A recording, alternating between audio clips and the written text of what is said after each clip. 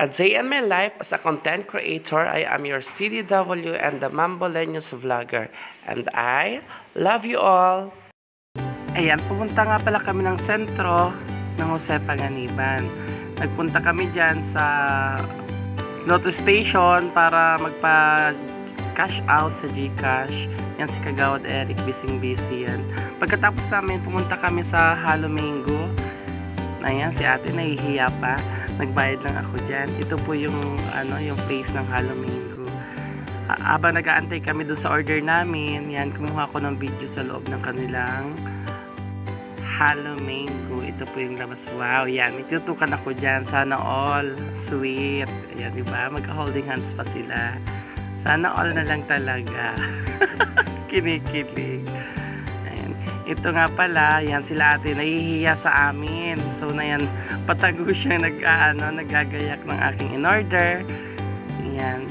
So, nung babayaran, kukunin ko na pala. Tinutukan ko siya. Talagang hiyang-hiya yung mga tauhan ni ate yun, diba? Shy type pa siya. Ngayon, pumunta naman kami sa Angel's Burger. Nag-order si Kagawad Eric ng cheeseburger at isang putlong. Ito si ate. Yan, yung nagluluto ng aming in-order. For take-out din yan. Kasi yung buko cheese na in-order namin kanina sa Halloween, out din yun. Ito yung binayad ko, 106 pesos dun sa cheeseburger at sa putlong na lulutuin ni ate. Pagkatapos namin dyan mag-order sa Angel's Burger, pupunta po kami dun sa favorite place namin kung saan dun kami kumakain sa tabi ng dagat. Ayan. Papunta na po kami dyan. Yan po ay sa gilid lang ng stadium. Andito na po kami sa tabing dagat. Makikita nyo may 3 bata na naliligo dito sa tabing dagat na yun yung bangka. Dito po magandang kumain kasi nasa tabing dagat ka.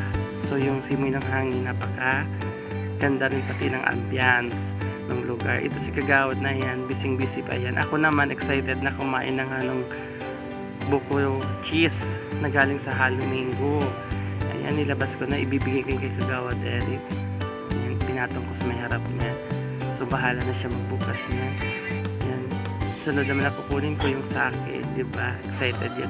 Yung maliwanag yung lugar, parang kukunin na kami ng langit. Ano ba yan? Yung sobrang liwanag ng anong video. Akit na ba ako sa langit? Ayan. First taste ng Halomingo.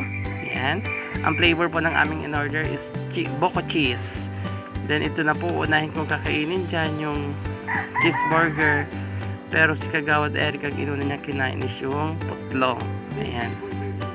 Inuna mo yung putlong. Ayan, nagtatalo pa kami sa inuna niya kinain.